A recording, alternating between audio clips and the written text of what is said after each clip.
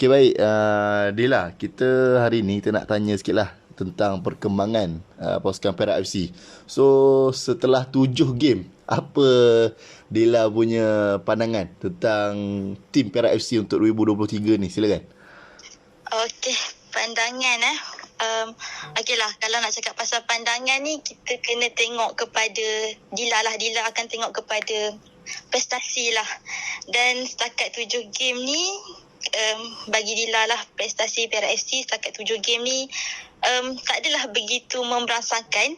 Dan kalaupun ada penyokong-penyokong Perak yang lain mengatakan atau menggunakan istilah teruk, persembahan yang teruk, Dila pun terpaksa akuilah benda tu. Sebabnya kalau kita tengok setakat 7 game ni, Perak hanya menang 1 game, 2 seri, 4 kekalahan. Dan sampai setakat 7 game ni, so kita Perak akan sudah pun kutip 5 mata lah dan menduduki ranking ke-10 dalam Liga. Jadi kalau nak cakap pasal performance, Perak FC bagi Dila tak adalah begitu memberangsangkan. Dan kalau nak cakap istilah teruk pun, yelah, saya mengaku teruk jugalah sebenarnya.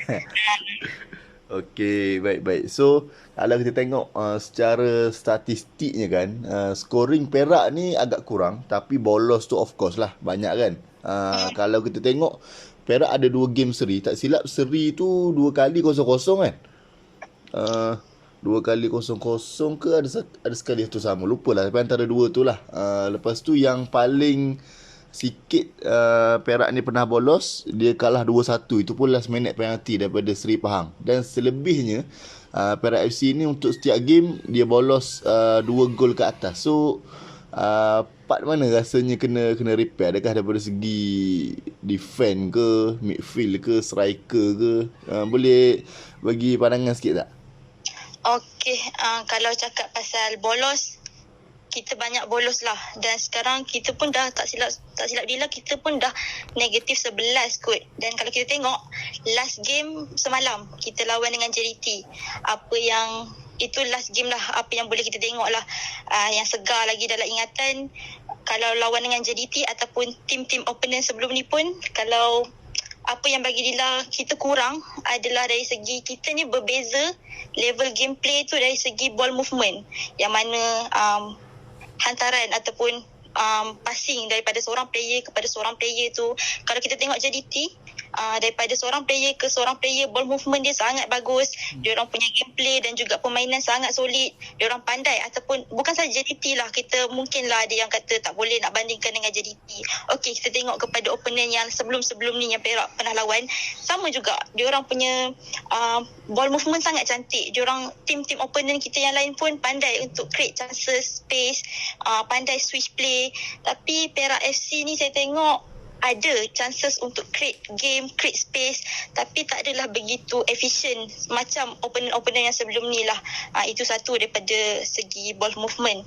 Dan kalau nak cakap apa kurangnya Perak FC ni sampai kena bolos banyak lah kan, kita boleh tengok juga daripada defense structure tu sendiri.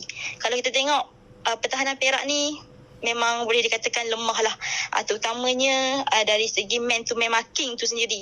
Kita banyak tinggalkan player. Memang waktu opponent attack, player Perak memang overload banyak dalam kotak penalti, tapi apa yang mereka tak buat adalah man to man marking tu sendiri. Diorang tak jaga team opponent punya individu player tu sendiri. Jadi itu yang membuatkan kita dibolosi dengan gol-gol yang mudah, sebab player masuk untuk bantu defend, tapi itulah man to man marking tu tak kuat. So saya rasa defensive awareness tu perlu ada lah dalam tim Perak FC, dan juga defense command tu sendiri, captain ataupun keeper tu sendiri perlu lebih, orang cakap apa, lebih lebih banyak perlu bersuara lah kepada pemain-pemain untuk perkuatkan lagi pertahanan tu. Itu dari segi defensive structure lah. Dan kalau kita tengok attacking pun sebenarnya Perak pun ada sebenarnya untuk buat counter attack, tapi banyak counter attack yang menarik setakat 7 game ni. Cumanya apa yang boleh Dila katakan kat sini, diorang tak execute game plan tu kepada finishing.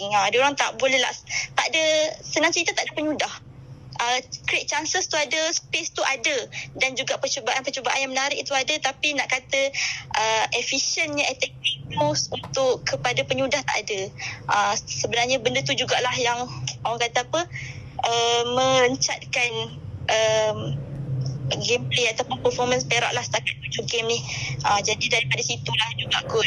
Dan ditambah jugalah dengan Perak FC punya pemain-pemain pun muda. Mungkin diorang perlu improvekan diorang punya disiplin, emosi, perlu kawan jugalah. Kita tengok pun banyak juga kad merah kita kumpul kan. Betul. So benda tu kan perlu dititik beratkan lah. So kalau kita tengok untuk pasukan Perak ni, mostly boleh kita katakan dia antara pasukan yang ada pemain muda paling ramai. Tadi baru check, average player muda dekat Perak ni 24.1. So rata-rata mostly lah senang cerita mungkin dalam 90-95%, 90% macam tu, yang ada membarisi skuad Perak FC musim 2023 ni player muda. So rasanya berapa lama lagi tu? Adakah tahun ni kita, Perak nak enjoy saja Liga Super ataupun ada nak target piala ke, macam mana ke?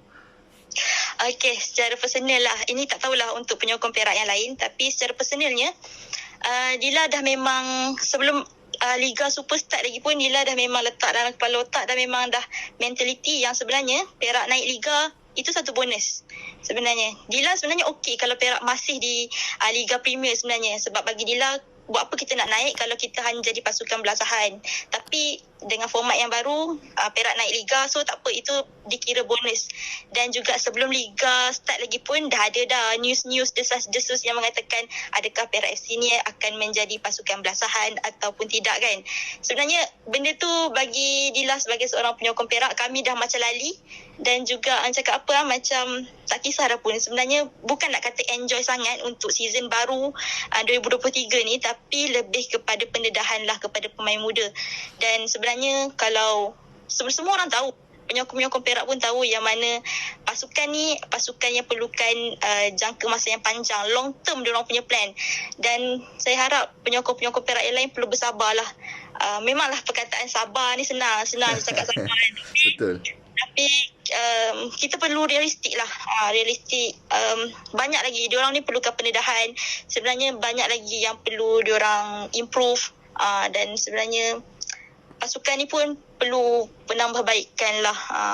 Tak mungkin dia bukannya season ni bukannya nak minta yang kita betul-betul kena belasah, tak sangat. Kita top atas pun memang taklah mungkin mustahil lah, tapi paling kurang kita bagi sedikit saingan pun dah okey. Kita duduk dalam pertengahan ranking pun sudah okey. Jadi pasukan ni sebenarnya perlukan progresif sikit demi sikit lah, dan perlukan jangka masa dalam 2 ke 5 tahun lagi lah bagi Dila.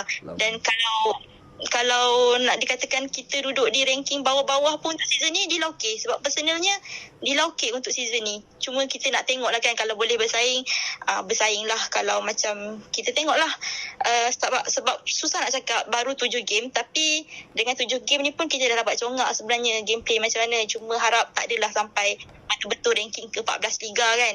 Paling kurang 10-12 pun okey lah setakat ni. Baik, betul.